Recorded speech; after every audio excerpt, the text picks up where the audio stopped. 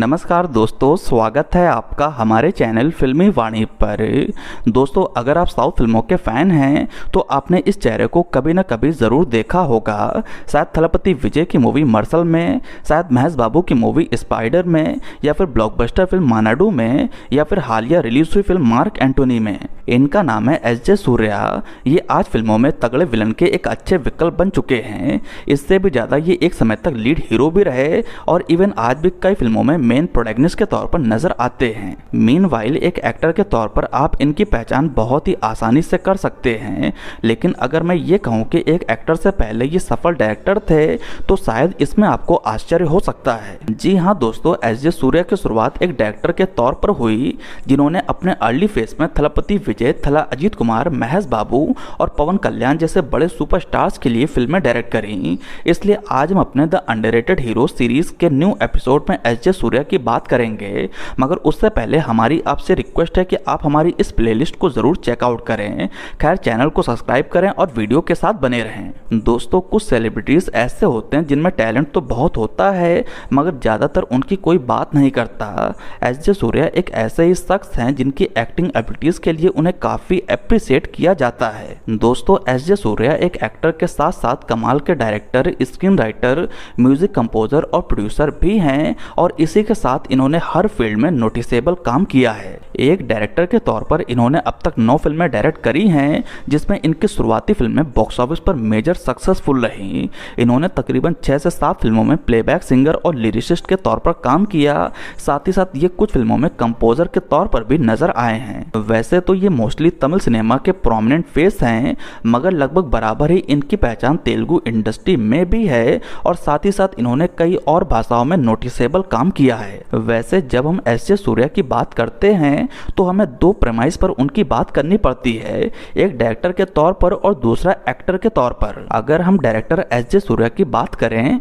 तो हम ये कह सकते हैं कि इनकी अर्ली 2000 की फिल्में समय से एडवांस रही, जो कि टेक्निकली ब्रिलियंट भी कहलाई। बेहतरीन कहानी के साथ साथ फिल्मों में कॉम्प्लेक्स स्क्रीन प्ले भी रहा।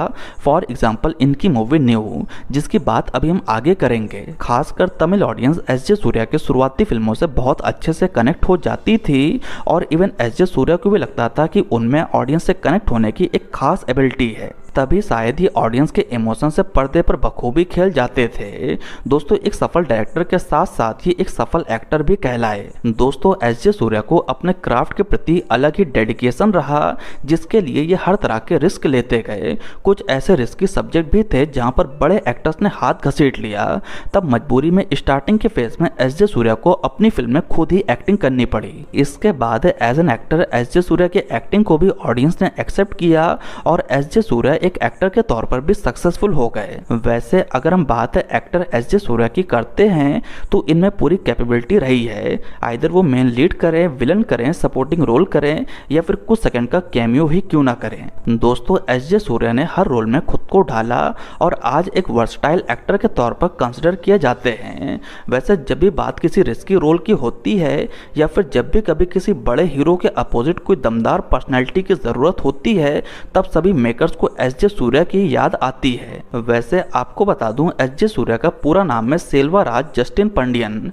इनका जन्म वासुदेव वन्नालूर मद्रास में हुआ। दोस्तों, अर्ली 90s में यहाँ से अपनी बेसिक एजुकेशन कंप्लीट करने के बाद ये चेन्नई शिफ्ट हो गए और वहाँ के लॉयला कॉलेज से इन्होंने फिजिक्स में अपनी डिग्री कंप्लीट करी। चूँकि ये पढ़ाई में काफ़ी अच्छे थे, इसी के चलते इसके बाद इनके पास मद्रास से फर्दर स्टडीज़ करने की अच्छी अपॉर्चुनिटी थी, जिसे एस.जे. सूर्या ने तुरंत ही डिक्लाइन कर दिया। एस.जे. सूर्या के भीतर हमेशा से ये था कि उन्हें एक एक्टर ही बनना है। इसी होप में वे चेन्नई ही रुके रहे और उन्हें लगा कि शायद उन्हें एज ए एक्टर मौका मिल जाए। उस दौरान जेब खर्च के लिए इन्होंने होटल में भी काम किया। उसी दौरान इन्हें दिग्गज डायरेक्टर के भाग्यराज के असिस्टेंट के तौर पर काम करने का मौका मिला और इन्होंने थला अजीत कुमार की मूवी आशाई और सुंदरा पुरुषन जैसी फिल्मों में असिस्टेंट डायरेक्टर के तौर पर काम किया। इसी दौरान ये कुछ फिल्मों में छोटे छोटे रोल्स में भी नजर आए, जहां पर इन्हें बिल्कुल भी क्रेडिट नहीं दिया गया। खैर, साल 1997 में इन्हें अजीत कुमार की मूवी उल्लासम में असिस्टेंट के तौर पर काम करने का मौका मिला। अजीत कुमार, जो कि इनके साथ आशाई फिल्म में काम काम कर चुके थे, उन्होंने एस जे सूर्या को तुरंत ही रिकॉग्नाइज कर लिया। यहीं पर एस जे सूर्या ने अजीत कुमार को अपनी फिल्म की कहानी नरेट करी और अपेरेंटली अजीत कुमार को इनके फिल्म का कॉन्सेप्ट और आइडिया काफी पसंद आया। इस तरह एस जे सूर्या को अपनी पहली फिल्म बनाने का मौका मिला और इनके पहले हीरो बने थला अजीत कुमार। ये फिल्म थी वाली। ये एक साइकोलॉजिकल थ्रिलर फिल्म थी जो कि अपनी रिलीज के साथ मेजर सक्सेस बनी और 270 दिनों तक तमिल बॉक्स ऑफिस पर चलती रही। फिल्म एस जे सूर्या के लिए बड़ी सक्सेस बनी as well as Ajith Kumar के कैरियर की one of the major turning out film साबित हुई। फिल्म के लिए अजीत कुमार को बेस्ट एक्टर का अवार्ड मिला। इसी फिल्म की सफलता के बाद इन्हें थलपति विजय के साथ काम करने का मौका मिला और इन्होंने अपनी दूसरी फिल्म बनाई खुशी। ये एक रोमांटिक कॉमेडी फिल्म थी जिसे रिलीज के साथ काफी सराहा गया। एस जे सूर्या के स्टोरी टेलिंग की काफी तारीफ हुई और अपेरेंटली ये एक कल्ट फैमिली एंटरटेनर बनकर उभरी। इस फिल्म को बॉक्स ऑफिस पर एक ब्लॉकबस्टर फिल्म की वर्डिक मिली। साथ ही साथ ये थलपति विजय के कैरियर की उस समय तक की बिगेस्ट सक्सेस कहलाई। प्रोड्यूसर्स ने एस जे सूर्या को इसी फिल्म को तेलुगु में बनाने को कहा, जहां पर मेन हीरो के रोल के लिए पवन कल्याण को अप्रोच किया गया। दोस्तों, पावर स्टार पवन कल्याण चाहते थे कि इस फिल्म में उनके लिए एक्स्ट्रा एक्शन सीक्वेंसेस रखे जाएं और इस बात के लिए एस जे सूर्या सख्त खिलाफ थे। हालांकि मेकर्स के कहने पर एस जे सूर्या मान गए और इसी कंडीशन में पवन कल्याण ने इस फिल्म में काम करने के लिए हामी भरा। लेकिन फिल्म के बीच में एस जे सूर्या ने एक्स्ट्रा एक्शन सीक्वेंसेस को शूट करने से मना कर दिया और पावर स्टार पवन कल्याण को उनकी बात माननी पड़ी। अपेरेंटली पवन कल्याण डायरेक्टर के विजन के साथ गए और ये फिल्म तेलुगु सिनेमा की उस समय तक की बिगेस्ट सक्सेसफुल फिल्म बनकर उभरी। अब इसी फिल्म को तीसरी बार हिंदी में बनाने की जिम्मेदारी फिर से एस जे सूर्या को मिली। दोस्तों, इस फिल्म का टाइटल भी खुशी ही रखा गया, जहां पर इस बार फरदीन खान और करीना कपूर को कास्ट किया गया, मगर इस बार बात नहीं बनी और ये फिल्म बॉक्स ऑफिस पर औंधे मुंह गिरी। ये as a director S J Suryah का पहला फेलियर था। खैर, एस जे सूर्या सेफ जोन में वापस जाते हुए इन्होंने अपनी तीसरी कहानी पर पांचवी फिल्म बनाने का डिसीजन लिया। ये फिल्म थी न्यू। बेसिकली ये एक बाइलिंगुअल फिल्म होने वाली थी जिसे तमिल में अजीत कुमार और तेलुगु में महेश बाबू के साथ बनाया जा रहा था। हालांकि वेरियस रीजन के चलते अजीत कुमार ने इस प्रोजेक्ट से खुद को दूर कर लिया। चूंकि एस जे सूर्या को शुरू से ही एक्टिंग का शौक था, इसलिए अपेरेंटली इसी कहानी के तमिल वर्जन में एस जे सूर्या को और इसी कहानी के तेलुगु वर्जन में महेश बाबू को कास्ट किया गया। यानी कि तमिल प्रोजेक्ट को विदाउट स्टार फेस और तेलुगु वर्जन को एक स्टार चेहरे के साथ बनाया गया, लेकिन बॉक्स ऑफिस पर रिजल्ट इसका ठीक उल्टा रहा। फिल्म के तेलुगु वर्जन से ज्यादा एस जे सूर्या की फिल्म ने तमिल बॉक्स ऑफिस पर परफॉर्म किया।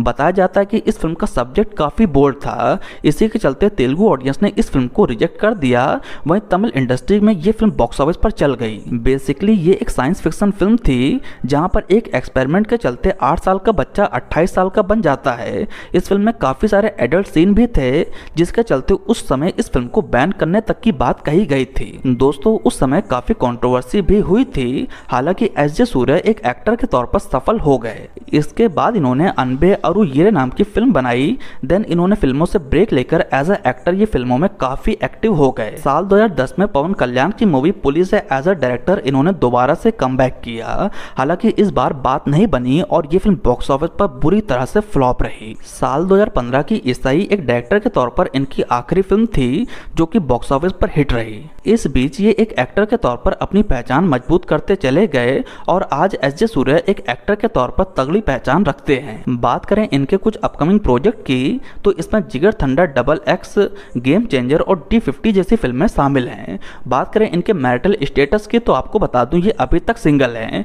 तो दोस्तों, ये रहा एस जे सूर्या पर हमारा एक डेडिकेटेड वीडियो। आपको हमारा ये वीडियो कैसा लगा, आप नीचे कमेंट सेक्शन में अपनी राय जरूर लिखें। साथ ही साथ नेक्स्ट अब आप किस अंडररेटेड हीरो के ऊपर ऐसा ही सेम वीडियो देखना चाहते हैं, वो भी नीचे कमेंट सेक्शन में जरूर बताएं। अगर आपको मेरा वीडियो पसंद आया हो तो प्लीज लाइक करें, कमेंट करें और मेरे चैनल को सब्सक्राइब करें। आपका बहुत बहुत